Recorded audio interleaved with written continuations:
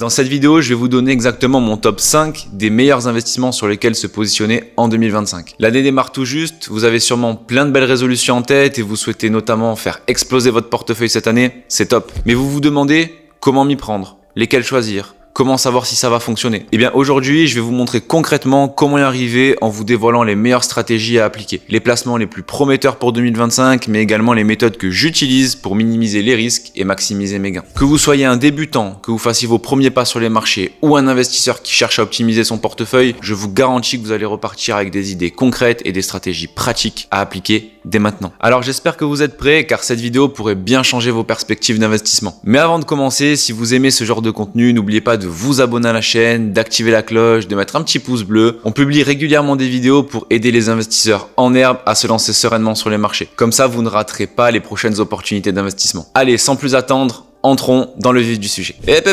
Un petit rappel avant d'aller plus loin. Ce que je vous partage ici est à titre éducatif. Ce ne sont pas des conseils financiers, mais des pistes pour vous aider à réfléchir et à agir. Prenez toujours le temps de bien analyser vos options en fonction de votre tolérance au risque et de vos objectifs personnels. Investir, c'est génial, mais c'est encore mieux quand on le fait de manière éclairée. Maintenant que c'est dit, parlons des critères qui pèsent dans la balance pour faire votre sélection. Tout d'abord, le contexte économique. 2025 s'annonce comme une année charnière, pleine de défis, mais aussi d'opportunités incroyables. Déjà, vous devez tenir compte de l'inflation, qui bien en recul dans certaines régions reste un problème global qui persiste. Si vous laissez votre argent dormir sur un livret à faible rendement, il perd sa valeur année après année. Je vous donne un exemple concret. En 2023, l'inflation moyenne était à 4,9% et le taux d'intérêt du livret A était à 3. Votre argent perd 1,9% de sa valeur. Ça ne paraît pas énorme, mais sur 10 ans, c'est une érosion massive de votre capital. En parallèle, vous devez être attentif aux tensions géopolitiques qui continuent de peser sur les marchés. Que ce soit à cause des relations tendues entre les grandes puissances, des conflits régionaux au Moyen-Orient ou en Europe de l'Est, ou encore des politiques de Donald Trump, tout cela crée une incertitude et une instabilité. Mais vous savez quoi? Cette instabilité, pour ceux qui savent où regarder, c'est aussi une opportunité. Pourquoi? Parce que certains secteurs continuent d'émerger et de croître malgré les turbulences. On parle d'intelligence artificielle, de la santé ou encore de la cybersécurité. Ces domaines ne ralentissent pas, bien au contraire. Maintenant, dernier critère, et là, j'insiste, la diversification. C'est vraiment la règle d'or en investissement. Imaginez un tabouret à 3 pieds.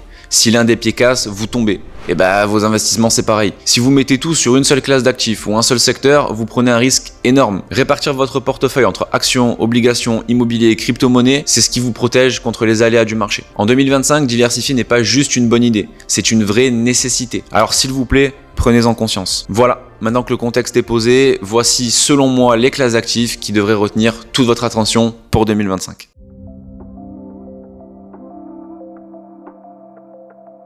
Donc le premier secteur, c'est l'IA, d'accord? L'IA, elle redéfinit les secteurs de la santé, les secteurs de l'éducation et les secteurs de la logistique. Les entreprises clés, c'est OpenIA, vous les connaissez maintenant avec le chat GPT, avec DALL-E aussi pour faire les images, d'accord? Le deuxième gros acteur, c'est Nvidia. Nvidia, alors ils sont connus de base pour les cartes graphiques, mais aujourd'hui ils sont aussi connus pour les puces IA, d'accord? Donc notamment les puces Blackwell, qui sont une avancée technologique énorme et qui forcément alimente ce secteur et qui va favoriser le développement technologique. Associé au secteur de l'IA, il y a forcément le secteur de la robotique qui entre en compte. Boston Dynamics qui est le leader du marché de la robotique, d'accord? Notamment avec ces deux robots là que vous avez sûrement dû voir. C'est assez flippant quand même Boston Dynamics parce que les robots ils peuvent bouger, ils peuvent faire des sauts, mais ça va être super utile pour la productivité, d'accord? Notamment dans les tâches extrêmement redondantes et les tâches extrêmement chronophages, notamment les jobs d'usine ou les jobs de manutention. Donc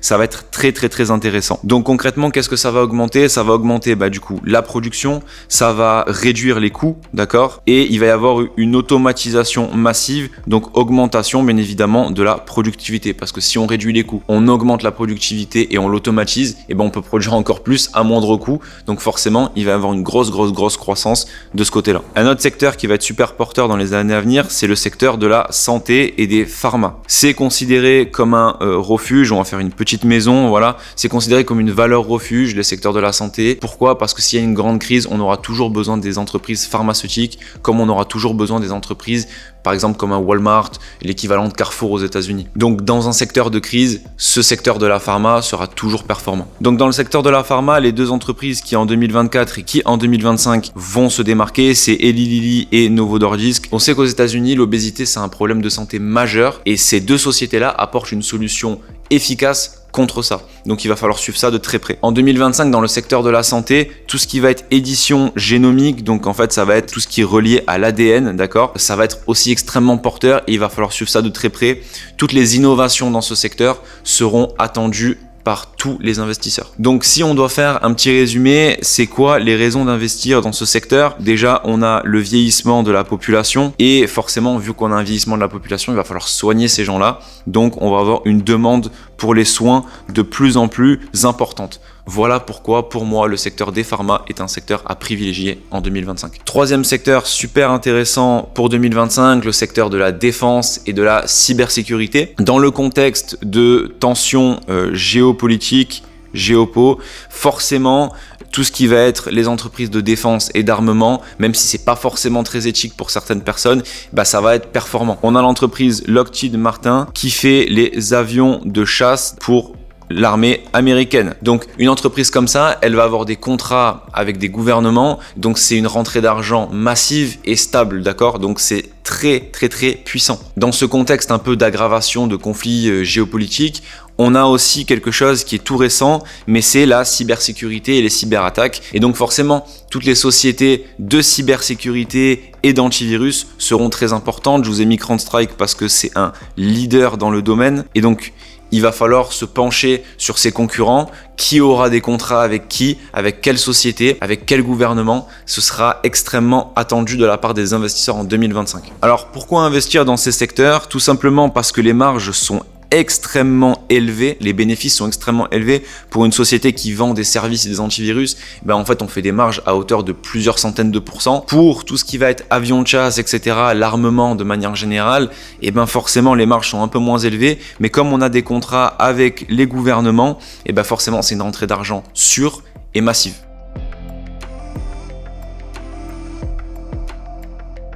Les actions value et growth sont deux styles d'investissement fondamentaux qui, bien qu'opposés dans leur approche, se complètent parfaitement pour bâtir un portefeuille équilibré et performant. Les actions value ou valeurs de rendement en français sont les entreprises sous-évaluées par rapport à leurs fondamentaux. Ces sociétés, souvent bien établies, opèrent dans les secteurs stables et offrent des revenus prévisibles. Elles sont idéales pour les investisseurs à la recherche de sécurité et de rendement régulier. La reine des actions value, et ça tout le monde la connaît, c'est Berkshire Hathaway. Berkshire Hathaway, c'est dirigé par Warren Buffett. Warren Buffett, c'est une légende de l'investissement. C'est quelqu'un qui a investi il y a des années et des années dans Coca, dans Pepsi, dans Apple. Aujourd'hui, c'est une des personnes les plus riches au monde et son fonds d'investissement, il est extrêmement gros et il est extrêmement résilient. C'est la reine des actions value parce que Berkshire Hathaway est investi dans le secteur, par exemple, des assurances, dans le secteur des transports, dans les nouvelles tech. Il est vraiment dans tous les secteurs, il est extrêmement bien diversifié. Je vous mets d'ailleurs à l'écran juste maintenant le cours de Berkshire Hathaway. Vous voyez son évolution, c'est juste incroyable. Une autre entreprise reine dans le secteur des values, c'est Procter & Gamble. Procter & Gamble, vous avez peut-être en entendu parler, mais vous avez sûrement entendu parler de toutes les sociétés qui la composent. Pour vous donner quelques exemples, on a Febreze, Monsieur Propre, Swiffer, on va avoir Braun, on va avoir Head & Shoulders, Oral-B, bref, il y en a énormément.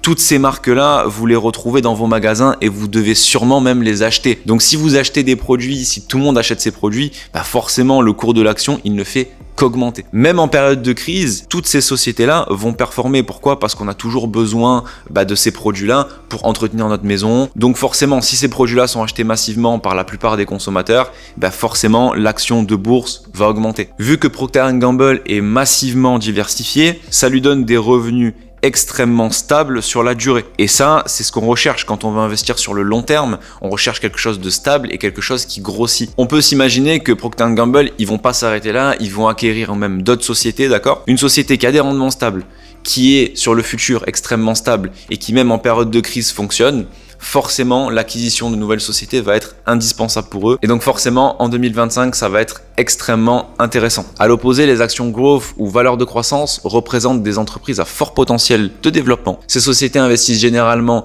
leurs profits dans leurs expansions plutôt que de verser des dividendes, ce qui en fait des choix attractifs pour les investisseurs qui cherchent à maximiser leurs gains à long terme. Maintenant qu'on a défini ce que c'était une action growth, donc une action de croissance, on va voir un peu la reine de l'action croissance, c'est Tesla, d'accord? Tesla, c'est le numéro 1 dans les véhicules électriques et dans la transition énergétique, qui est un secteur vraiment d'avenir sur les 20 à 30 prochaines années. Tesla, c'est aussi des innovations, et ça, c'est très très très intéressant parce qu'une entreprise qui innove, et ben forcément, elle va avoir beaucoup plus de revenus à l'avenir et elle va pouvoir même imposer un monopole. Exactement ce qu'a fait Tesla avec sa technologie de véhicules électriques qui sont pour la plupart des amateurs d'automobiles, du moins électriques, ce sont les meilleures voitures. Par rapport aux concurrents en plus, l'avance, elle est difficile à rattraper. Donc investir dans Tesla, c'est investir déjà dans l'avenir, donc à venir. Il faut savoir que les gouvernements, donc la plupart du G20 aujourd'hui, poussent à l'électrique. Donc forcément, Tesla aujourd'hui est une société qui est bien établie, qui est peut-être certes volatile, mais dans les années à venir, si elle garde son monopole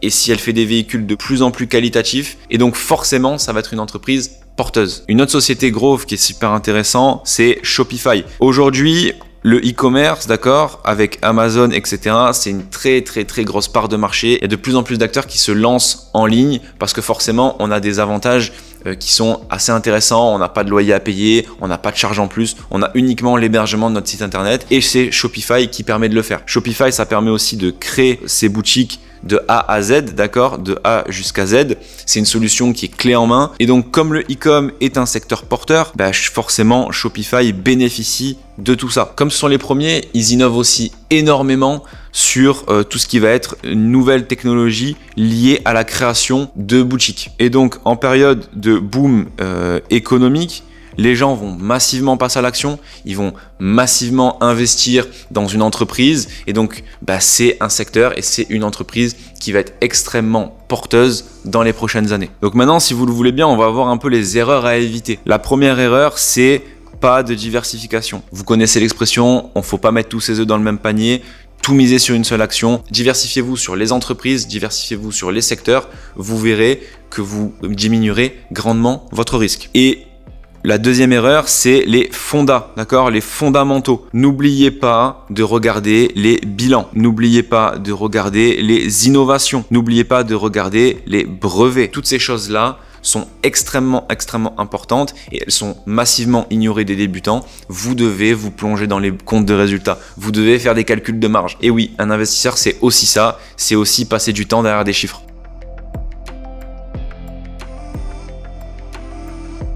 Le deuxième investissement dont je veux vous parler aujourd'hui, ce sont les ETF. Ils sont devenus incontournables pour les investisseurs modernes. Ils permettent de diversifier facilement son portefeuille sans avoir à négocier chaque action ou obligation individuellement. Leur simplicité d'utilisation, leur faible coût et leur transparence en font un outil accessible pour les débutants comme pour les investisseurs chevronnés. En 2025, il reste une solution de choix pour naviguer dans un environnement économique complexe tout en maximisant les opportunités. Pas d'inquiétude, si vous êtes un débutant et que vous vous demandiez qu'est-ce que c'est et comment investir dans les ETF, on a déjà fait une vidéo pour vous, je vous la mets juste là. Il y a 3 gros avantages aux ETF. Le premier, c'est la diversification. Vous diversifiez tout de suite votre portefeuille puisque si vous achetez un ETF, on le verra tout à l'heure, le ETF S&P 500, vous diversifiez sur les 500 plus grosses entreprises américaines. Donc le S&P 500 est sur le secteur des assurances, du transport, de la santé, de l'armement, de la cybersécurité, des nouvelles technologies, bref, tous les secteurs possibles et inimaginables, vous êtes directement diversifié. Un autre point relié à ça, c'est que vous déléguez votre gestion de l'argent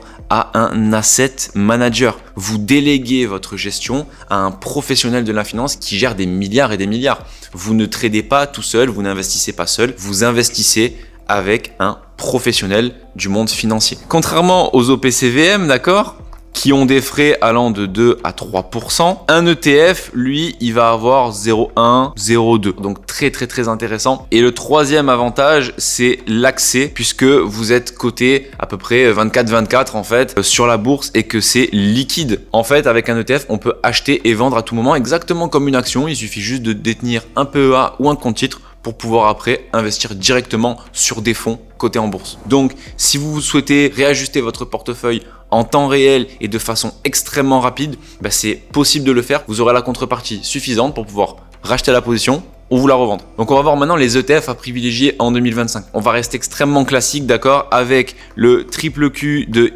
Invesco qui représente le Nasdaq. Le Nasdaq, c'est quoi? C'est les valeurs technologiques. Ensuite, on a le SPY ou le SPDR qui lui représente le S&P 500, d'accord? Donc les 500 plus grosses sociétés américaines. Pareil, on a un secteur qui est encore plus diversifié, qui est encore plus résilient. Effectivement, les performances forcément peuvent être moindres, on va les voir juste après de toute façon, parce que là on est uniquement dans un seul secteur et un secteur qui marche fortement, mais le S&P 500, en termes de diversification, c'est pour moi le meilleur ETF qu'on puisse avoir. Réellement, on ne pourra pas faire mieux en termes de diversification. On conseille souvent le MSCI World qui est extrêmement bien aussi, mais pour moi, le SPY va fonctionner beaucoup plus et va performer beaucoup plus en 2025. Alors d'un point de vue de diversification, vous allez me dire, Quentin, t'es vachement investi sur les États-Unis. Mais on va aller voir juste en dessous un tableau pour vous montrer à quel point les États-Unis en 2024 ça a performé et en 2025 pour moi ça va continuer fortement de performer. Le ETF S&P 500 SPY que vous voyez juste ici, sur cette année il a fait plus 28%. Le Nasdaq donc triple Q il a fait 25%. Donc vous voyez on est sur des marges qui sont extrêmement fortes. On est sur une rentabilité extrêmement élevée. Il n'y aura pas forcément ça toutes les années, d'accord? Si on compare maintenant avec l'Europe, qu'est-ce qu'on voit? On voit qu'en France par exemple on perd même de l'argent, d'accord? On est à moins 5%. En Allemagne, normalement, on est quand même plutôt élevé, on est à 11%, mais on est quasiment 2 fois moins élevé qu'aux États-Unis. Même sur cet ETF-là, qui exclut les États-Unis, on a une performance de 10%. Donc vous voyez que les performances, elles sont vraiment diminuées par rapport à juste des ETF américains qui suivent le marché américain. Si on regarde vite fait ici, les ETF américains sont à plus de 20% de perf. C'est juste incroyable. On va voir maintenant un cas concret ensemble. Si j'avais investi 10 000 $ du coup en 2008 sur le Nasdaq, le S&P ou le Dow Jones, et bien concrètement, j'aurais fait un x10 sur le Nasdaq, d'accord? Donc on voit vraiment la coupe qui est incroyable. On a le S&P où j'aurais fait un x5 et le Dow Jones où j'aurais quasiment fait un x5 aussi. Donc les retours sur investissement sont extrêmement puissants et vous voyez que la moyenne annualisée depuis 2008, on est sur le Nasdaq à 37%, le S&P on a 36% et le Dow Jones 28%. D'accord? Forcément, il se passera pas ça toutes les années, mais c'est pour vous donner une idée que comparé au livret A, il n'y a pas photo. Vaut mieux investir sur un ETF. J'en ai parlé juste avant, mais la diversification, c'est important. On est massivement quand même investi sur les US, on est massivement investi sur les actions. Dans l'idée, c'est très intéressant aussi d'être investi sur les obligations d'entreprise, donc les obligations corporate. Qu'est-ce qu'une obligation? Une obligation, c'est un emprunt que l'entreprise vous fait et en échange, elle vous rendra des intérêts tous les ans. Et il existe des ETF, justement, notamment tout ce qui est iShares, les PIMCO, etc., qui vous permettent d'investir dans des obligations corporate. Et vous voyez que sur un an, on a du 12%, du 13%, du 14%, et sur 3 ans, en moyenne, on a un 30%.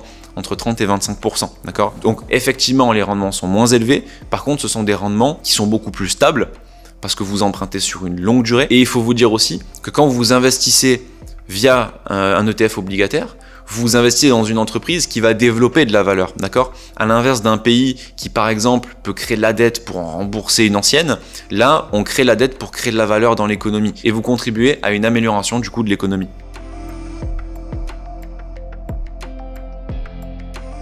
Bon, vous avez vu les actions, les ETF, c'est top. Mais vous savez quoi? Je vous révèle un petit secret. Le meilleur investissement que vous pouvez faire en 2025, il n'est ni sur les marchés financiers, ni dans l'IMO et encore moins dans les cryptos.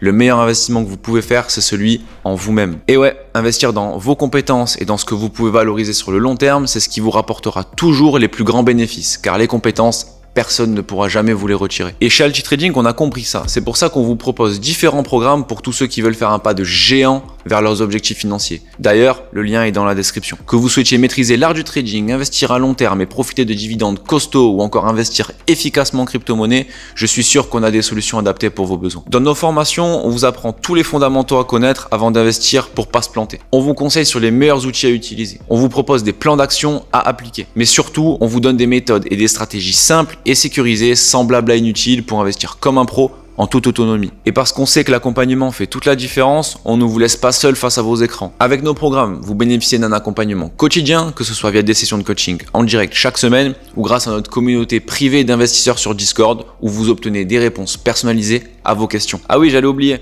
La bonne nouvelle, c'est que notre organisme est certifié Calliope, ce qui nous permet une prise en charge financière de notre formation jusqu'à 100%. Ça veut dire que vous pouvez utiliser votre compte CPF et d'autres dispositifs de financement comme France Travail ou les OPCO pour financer votre formation. Donc plus d'excuses pour ne pas passer à l'action. Aujourd'hui, chez Alti Trading, on compte déjà des milliers d'élèves formés et les retours sont incroyablement positifs. Grâce à notre approche, ils ont non seulement acquis des compétences solides, mais ils se sentent aussi mieux préparés pour atteindre leurs objectifs financiers. Alors merci pour vos retours fabuleux et j'espère qu'on va pouvoir vous retrouver très rapidement dans nos formations. Bref, toute l'équipe d'Alti Trading bosse comme des malades pour vous accompagner vers votre réussite, alors ne tardez pas à nous rejoindre, foncez dans la description.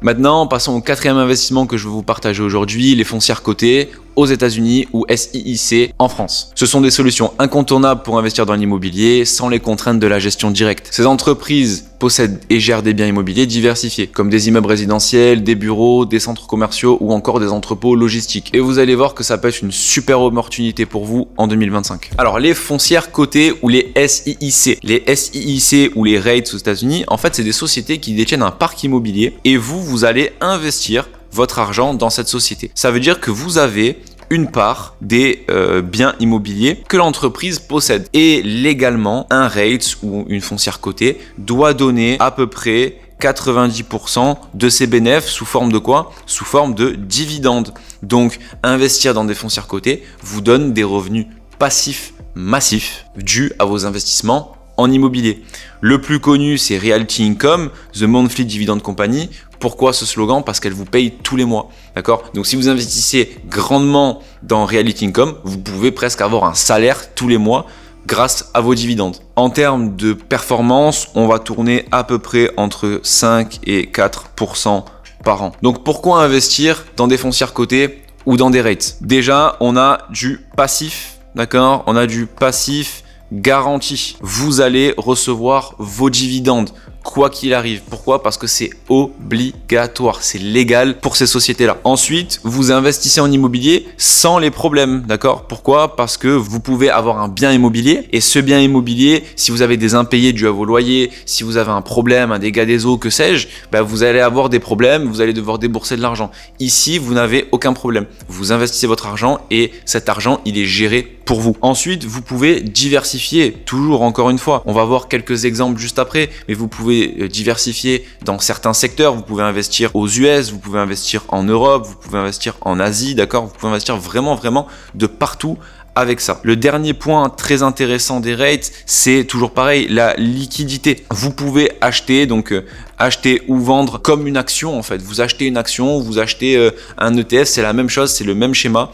Il suffit juste de bien faire l'analyse du REIT ou de la foncière cotée que vous achetez. Et donc, contrairement à un bien physique, où là, forcément immobilier, c'est-à-dire qu'il ne bouge pas, un REIT, forcément, vous pouvez l'acheter et le vendre à tout moment, d'accord? Dans les horaires de bourse, bien évidemment. Il suffit juste de l'acheter via votre PEA ou via votre CTO et il n'y aura aucun problème. Bien évidemment, il n'y a rien de magique, d'accord? Il y aura quand même des risques. Les risques ici, c'est quoi? C'est du coup que c'est sensible au taux d'intérêt, au taux de on va dire des banques centrales. Si les banques centrales font grimper leur taux d'intérêt, et forcément l'immobilier va chuter parce qu'il y aura moins d'emprunts, etc. Je vais pas vous faire le mécanisme ici, ça pourrait faire l'objet d'une vidéo sur YouTube d'ailleurs. Mais donc du coup, si les taux augmentent, forcément l'IMO lui va être moins attractif pour les investisseurs, donc ça va chuter. Donc possiblement, ça pourrait faire chuter le cours de votre rate. Et ensuite, on a un risque du coup de secteur, d'accord? Puisque s'il y a un secteur qui ne performe plus comme un autre, pour illustrer ce point, on va prendre l'exemple du Covid. Vous le savez, pendant le Covid, tout a été fermé, les grands centres commerciaux ont été fermés et donc forcément, ça a été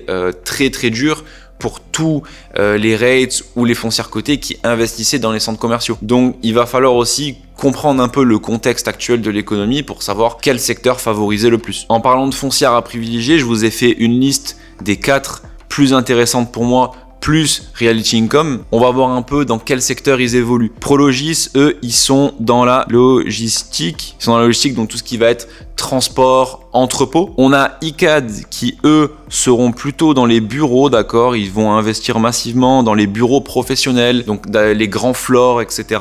Où là, du coup, les entreprises vont louer. Eux, ils auront de très gros revenus dus à ces locations-là qui sont en général en plus 369. Mais les emprunts coûtent cher et en général ils sont dans des grandes villes où l'immobilier est aussi très cher. Ensuite on a Unibail, d'accord, Westfield. Westfield, je pense que tout le monde connaît ici, c'est des centres commerciaux, donc là des grands malls avec voilà beaucoup de magasins, donc ça coûte aussi très cher, c'est souvent dans les grandes villes, mais forcément les loyers ils sont à hauteur du prix et donc ça gagne aussi beaucoup d'argent. Ça se développe beaucoup plus aux États-Unis, mais donc le stockage très important, la location de box, donc un grand entrepôt avec plein de box fermées où on peut les louer. Donc ces 4 pour moi rates sont très intéressants et vous fourniront pour 2025 de beaux revenus passifs. Donc pour résumer, pourquoi il faut intégrer les foncières cotées dans son portefeuille? Parce que ça nous donne des revenus passifs réguliers. C'est une diversification et c'est accessible. C'est une alternative efficace à l'immobilier pour éviter la gestion locative et tous les problèmes. Et c'est une valeur sûre pour 2025 puisque les taux sont en train de baisser et donc forcément on sait que l'IMO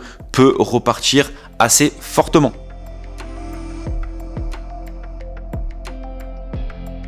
Nous voilà déjà au dernier investissement que je voulais vous partager et qui est pour moi un incontournable pour cette année 2025. Les crypto-monnaies. Elles restent l'un des investissements les plus fascinants et prometteurs de notre époque. Cependant, elles demandent une solide compréhension des risques et des opportunités. Pour bien investir, il est essentiel de connaître les différentes options et de comprendre leurs avantages comme leurs limites. Plongeons-nous dans les détails. Les crypto-monnaies, c'est un monde qui est de plus en plus aimé des investisseurs. Donc on a le classique BTC, très connu avec son petit frère, l'ETH, d'accord, donc l'Ether. Ces deux crypto-monnaies-là, c'est les deux plus grosses crypto-monnaies, je pense, à avoir en 2025. Pourquoi? Parce qu'aujourd'hui, le BTC, c'est un peu considéré comme l'or numérique, d'accord? Donc, c'est un peu une valeur refuge. Et l'Ether, c'est un peu la crypto-monnaie un peu à tout faire. C'est un peu le couteau suisse qui permet de créer notamment tout ce qui va être les altcoins, d'accord? Donc, on a un peu de Solana, on a un peu de Render, on a un peu de Polkadot. Ça, c'est des projets qui sont extrêmement intéressants pour 2025 que je vous partage parce que c'est des projets qui sont très porteurs aussi d'autres blockchains et qui sont eux-mêmes des couteaux suisses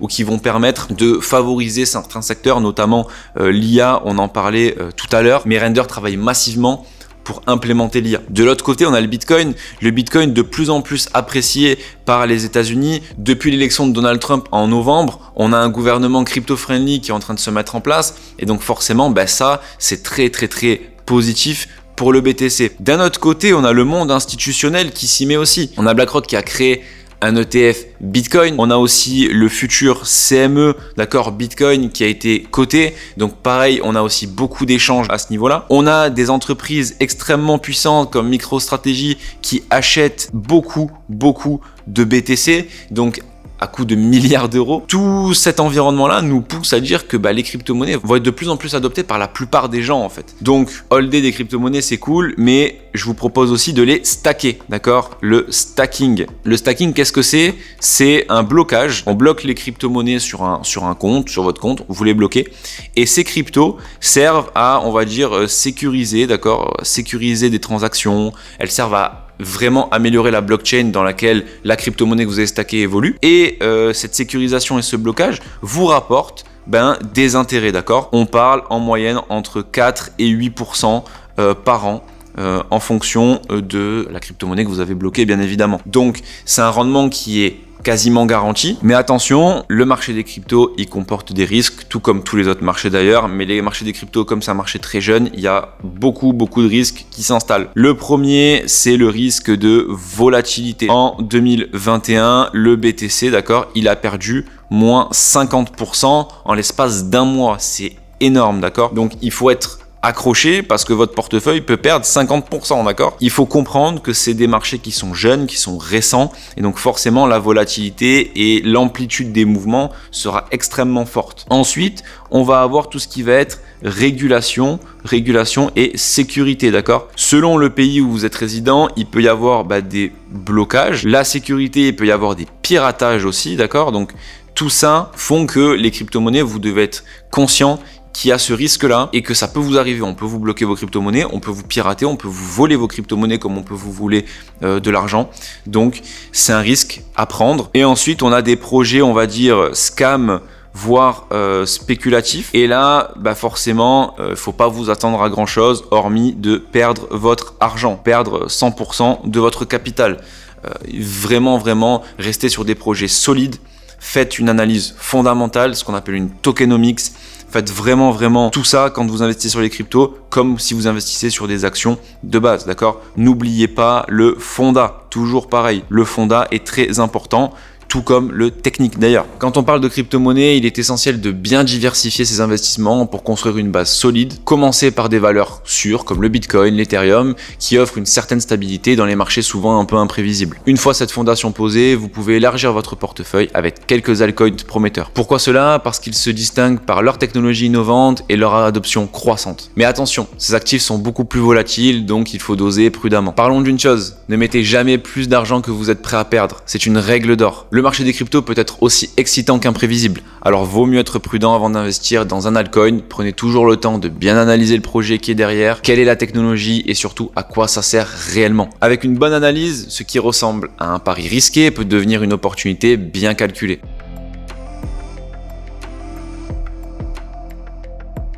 Et voilà, on a déjà fait le tour des meilleurs placements pour 2025. Comme vous l'avez vu, il existe une multitude d'opportunités pour faire fructifier votre capital. Des actions de secteurs innovants comme l'IA et la santé, des ETF pour diversifier sans effort et les crypto-monnaies pour miser sur l'avenir. Et même les foncières cotées pour générer des revenus passifs. Sans oublier l'importance d'investir sur vous-même parce qu'en réalité, c'est votre compétence et votre savoir qui feront toute la différence. Alors il ne reste plus qu'une question.